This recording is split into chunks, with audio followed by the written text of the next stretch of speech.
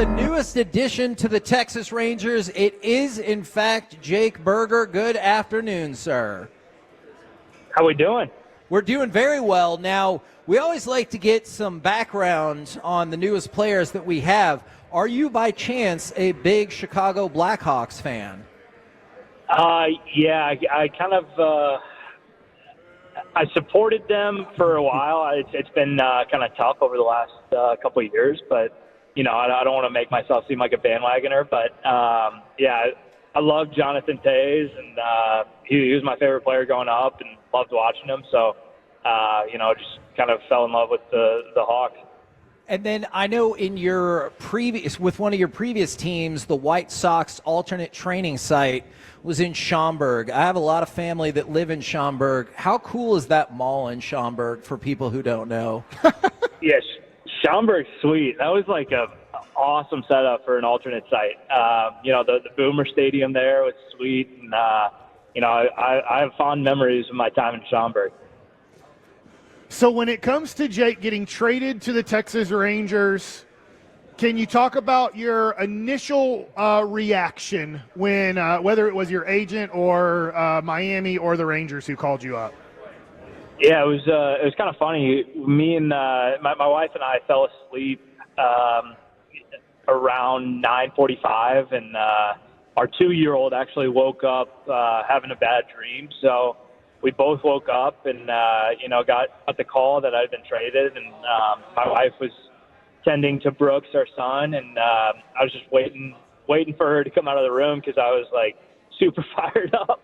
And I kind of scared the living crap out of her. But when I told her, we were both excited and, you know, super pumped to be joining such an awesome organization. And, you know, Dallas is just such an awesome city. We live in Nashville, so – you know, pretty similar, obviously, but yeah, it was definitely an exciting feeling.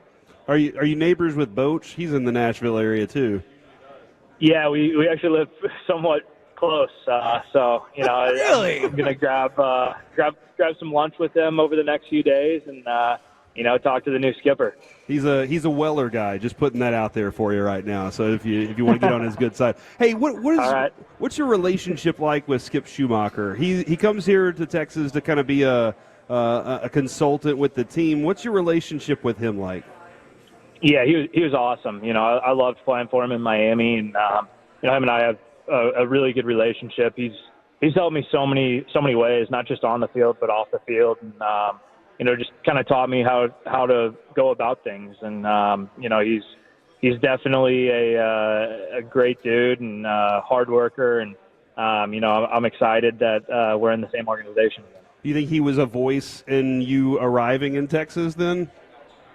You know, I don't want to speculate, but, okay.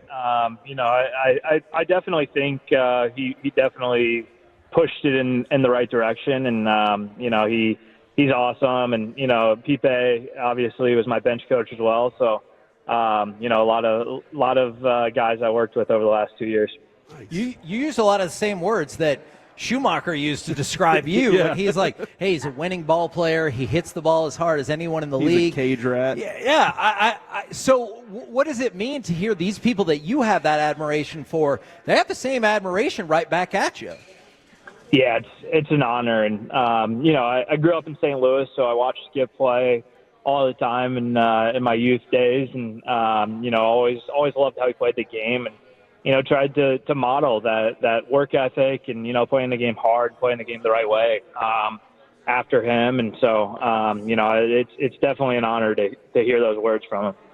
Jake, when you see a fastball coming right down the middle, what is going through your head? Salivation.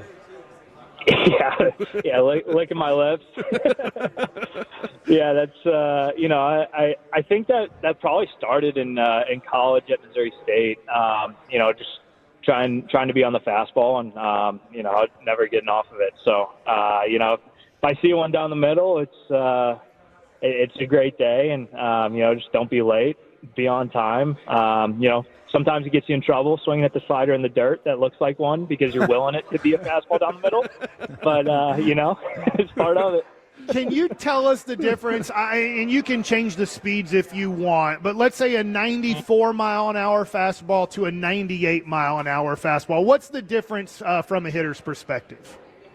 I think if you start your move on time and you're convicted in your approach, I don't know if there's necessarily that big of a difference. I think the time that those speeds come into play is when you're in between or not fully convicted and what you're trying to do, or you're starting late. That's kind of what I've found with myself. I can only speak for myself and in that situation in the box, but more times than not, if you're calm and collected, we see enough velo that 5 miles an hour might not make the difference. Now, kind of a similar vein of question, how often can you tell whether it's you hear the sound, you feel the contact, or you just know, like, hey, this is a home run versus a double versus hey, this is going to end up being a lengthy single? Like, how often can you tell that quickly off a point of contact? I would say majority of my home runs, I know, obviously you have a few wall scrapers in there that you're just, willing it to get over the fence. But more times than not, you feel it. And, for me, it's, I can kind of tell with how it looks off the bat, and feels off the bat, what the outcome's going to be. For me, I'm coming out of the box as hard as I can, no matter what. I don't really pimp home runs or anything like that. I'm thinking that extra base. If I can get a triple next to my name every year, I'm going to be happy. So I'm motoring out of the box. But more times than not, you kind of feel it. Now, with that in mind, and also with in mind it's a family show, is there anything that you say in your mind while you're running out of the box to get that one over the wall? Like, do you have a go-to where you're like, come on, come on, come on? Or are you like, come on, you stupid piece of, get over the wall? No, it's more like go, go, go, go, go, go. Like, that's probably the main thing. And then I don't want to get caught up with watching it because then, my route to first base is going to be all jacked up and, really inefficient. So, but yeah, it's more just go, go, go, go, go, go, go. And when you see it go over, I mean, that's the best feeling in the world. New Ranger and probably our new favorite Ranger too. On top of that, Jake Berger joining us here on the K&C Masterpiece on 105.3 The Fan. Immediately when we saw the trade, we all started going to watch highlights to go see what you were all about and see what your best stuff is. The thing that I noticed the most was you have a variety of different facial hairs throughout your seasons. Do you choose one at the beginning of the year and say, I'm sticking with the mustache all year? Or do you say, you know what, I'm switching it up throughout the season? I switched it up throughout the season, depending on how many 0 for 4s, I'm dealing with. But for me, my wife loves the mustache look, so like that's got to be the staple. That's the bread and butter there. But if I'm feeling good and I'm letting it grow, it'll get to kind of that bigger beard, and. If I'm not seeing the ball, if the ball's looking like a marble, I'll shave it all off and try and get some more aerodynamics with my speed. Maybe beat out a couple infield knocks. So baseball is all about the numbers, the statistics. Have you ever put together a comprehensive facial hair database to determine what your numbers do comparatively? No, I have thought about writing down, the algorithm with that. I don't know if it's just. It doesn't feel like the shaving it completely off and having kind of the baby face has worked at all. I think it's more just a change of pace. But, yeah, I want to say that the majority of my home runs have come with my beard, and the majority of when I'm hitting well for average come with the mustache. Okay, so Kevin, I think that's as the baseball show of record in DFW. We will keep track of that for him this year. That's what, Jake. We're going to keep track of it. We'll monitor the situation and let you know how things are going. That would be great. Yeah, then I have a basis on why I'm doing certain things. We get a DM from your wife, and she's like, hey, tell him to stop doing that with his facial hair, all right? I don't like it. Yeah, just keep the mustache.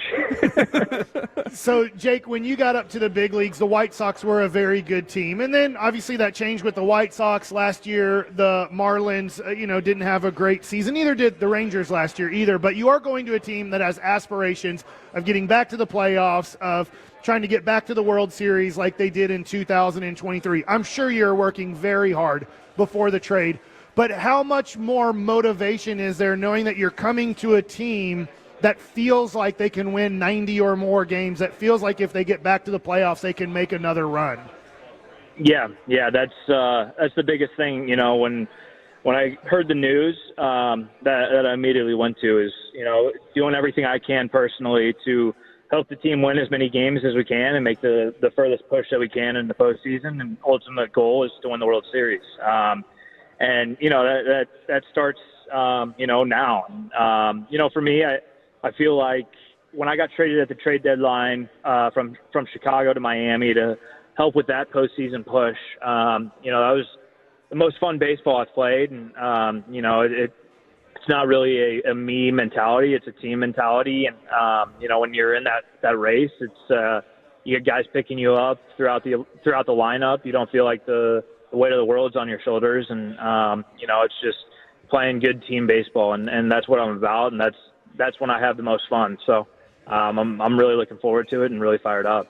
And that kind of answers one part of my question. I was going to be, how easy is it to jump into the winning culture? But on the flip side, I am curious, how difficult is it to not get sucked into, hey, we've got a losing culture here? Whether it's a team has lost, had a losing record 2 years in a row or whatever the case might be, how difficult is it to not fall into that trap?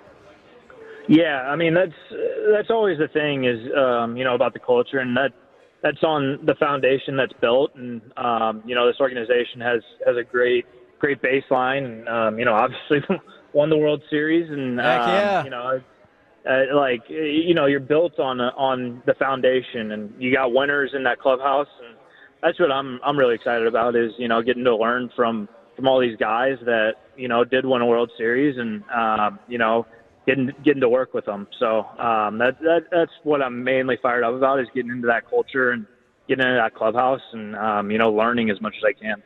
Jake, I'm sorry if I'm going to tire you with burger questions, but here is in Texas here, we've had the boomstick at the ballpark for a long time, and that was named somewhat after Nelly Cruz. Yes. And so obviously your last name means that you could have something named after you at the ballpark. If you were to create the perfect burger, what would be the perfect burger? So in college, there was a burger place right next to campus that named a mac and cheese burger after me. And they asked me the same question. Incidentally, over the last probably 2 years, I've kind of switched to a little more of like a Texas-style burger, with barbecue sauce on it. Yes.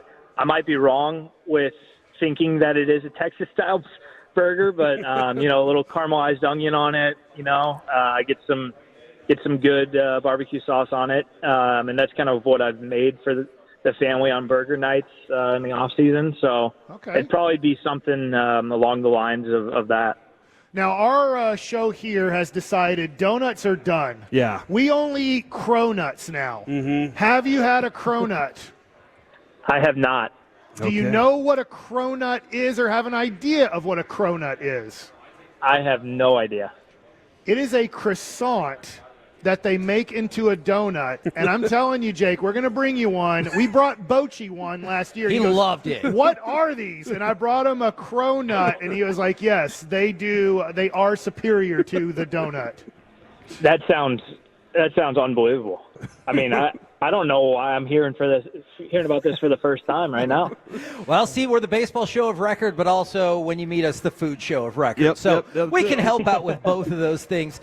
Man, I'm glad you're here. We're all lifelong Rangers fans. Yep. I don't know if you can hear the crowd in the background. They're all glad you're here, too. So thank you very much for the time, good sir. Yeah, thank you. I'm fired up to get down to Arizona and get it going.